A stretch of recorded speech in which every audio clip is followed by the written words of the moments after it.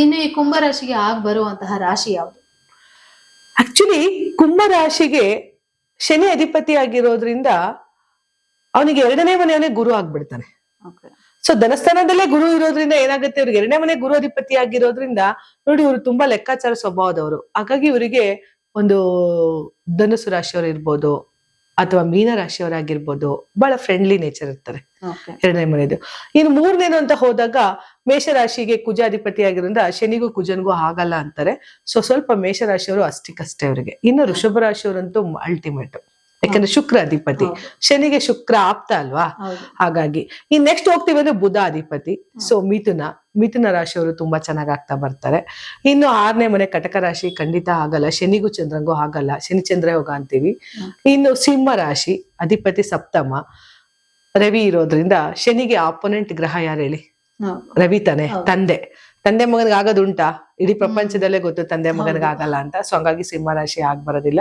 ಇನ್ನು ಆ ಮನೆ ಅಂತ ನಾವು ಶನಿಗೆ 7ನೇ ಮನೆ ಅಂತ ನೋಡಿದಾಗ ಸಿಂಹ ರಾಶಿ ಆದಾಗ ಇನ್ನು 8ನೇ ಮನೆ ಬುಧ ಅವನೇ ಬರ್ತಾನೆ. ಸೊ ಅಲ್ಲಿ 50% ಓಡ್ತಾ ಹೋಗುತ್ತೆ. ಇನ್ನು ಶುಕ್ರ ಸೂಪರ್, ಯಾಕಂದ್ರೆ 9ನೇ ಮನೆ ಭಾಗ್ಯಾಧಿಪತಿ ತುಲಾ ರಾಶಿ ಆಗಿರೋದ್ರಿಂದ ತುಲಾ ರಾಶಿಯವ್ರು ಏನಾರು ಹೆಂಡತಿ ಗಂಡ ಆಗಿದ್ರೆ ಅಥವಾ ಹೆಂಡತಿ ಆಗಿದ್ರೆ, ತುಲಾ ರಾಶಿಯ ಮಕ್ಕಳುಗಳೇನಾರು ಆಗಿದ್ರೆ ಅಲ್ಟಿಮೇಟ್ ಲೈಫ್. ಇನ್ನು ಅದೇ ತರ ವೃಶ್ಚಿಕ ಅಂತ ಬಂದಾಗ ಅಲ್ಲೂ ಕುಜಾಧಿಪತಿ ಬರ್ತಾನೆ 10ನೇ ಮನೆ. ಸೊ ಅದು ಕೂಡ ಅವರಿಗೆ 50% ಕೊಡ್ತಾ ಹೋಗ್ತಾರೆ. It's okay.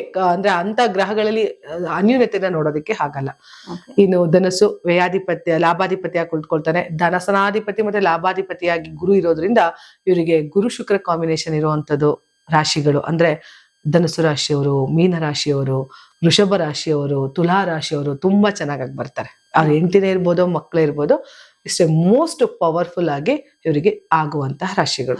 ಇನ್ನು ಕುಂಭ ರಾಶಿಯ ವಿವಾಹ ಯೋಗ ಅಂತಂದ್ರೆ ಅವ್ರಿಗೆ ಯಾವಾಗ ಬರುತ್ತೆ ನೋಡಿ? ಕುಂಭ ರಾಶಿಯವರ ವಿವಾಹ ಯೋಗ ಅಂತ ಅಂದ್ರೆ ಇವ್ರು ಸ್ವಲ್ಪ ಕುಂಭ ರಾಶಿಯ ಸಾಧಾರಣ ಲವ್ ಮ್ಯಾರೇಜ್ ಮಾಡ್ಕೊಳ್ತಾ ಜಾಸ್ತಿ ಮೇಡಮ್. ಯಾಕೆಂದ್ರೆ ಆಪೋನೆಂಟ್ ಗ್ರಹ ಯಾರು ಹೇಳಿ? ರವಿ ತಾನೆ.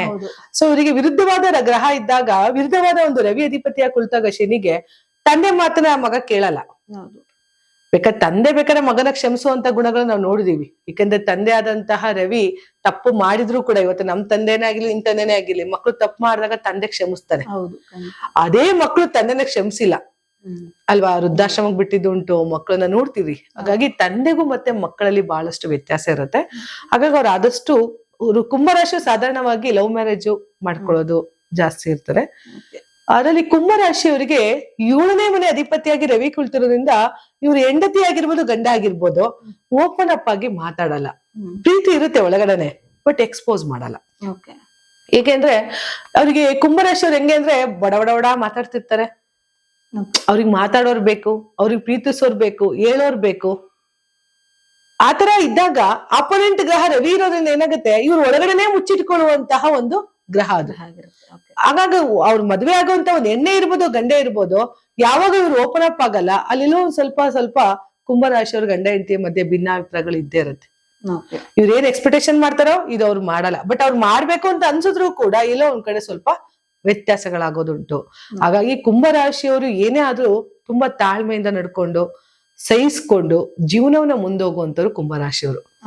ಹಾಗಾಗಿ ಕುಂಭರಾಶಿಯವರ ಸಿಗುವಂತಹ ಧರ್ಮಪತ್ನಿ ಇರ್ಬೋದು ಅಥವಾ ತಾನು ಮದುವೆ ಆಗುವಂತಹ ಪತಿನೇ ಇರ್ಬೋದು, ಲೈಫಲ್ಲಿ ತುಂಬಾ ಸ್ಟ್ರಗಲ್ ನೋಡ್ತಾರೆ ಅವರು ಕೂಡ. ಆದ್ರೆ ಮುಂದೆ ಹೋಗ್ತಾ ಅವರಿಗೆ ಮಕ್ಕಳ ಆದ್ಮೇಲೆ ತುಂಬಾ ಸುಧಾರಣೆಯನ್ನ ನೋಡಿರ್ತಾರೆ ಕುಂಭರಾಶಿಯವರು. ಸ್ಟಾರ್ಟಿಂಗ್ ಅಲ್ಲಿ ಸಿಕ್ಕಾಬಟ್ಟ ಜಗಳಗಳು, ಅಂದ್ರೆ ಬಿಟ್ಟಿ ಹೋಗುವಂತಹ ಮನಸ್ತಾಪಗಳೆಲ್ಲ ನಡೆದ್ರೂ ಕೂಡ ಮಕ್ಕಳು ಆಗಿದ ಕೂಡಲೇ ಕುಂಭರಾಶಿಯವರು ಲೈಫಲ್ಲಿ ತುಂಬಾ ಚೇಂಜಸ್ ನ ಮಾಡ್ಕೊಂಡು ಹೋಗ್ತಾರೆ.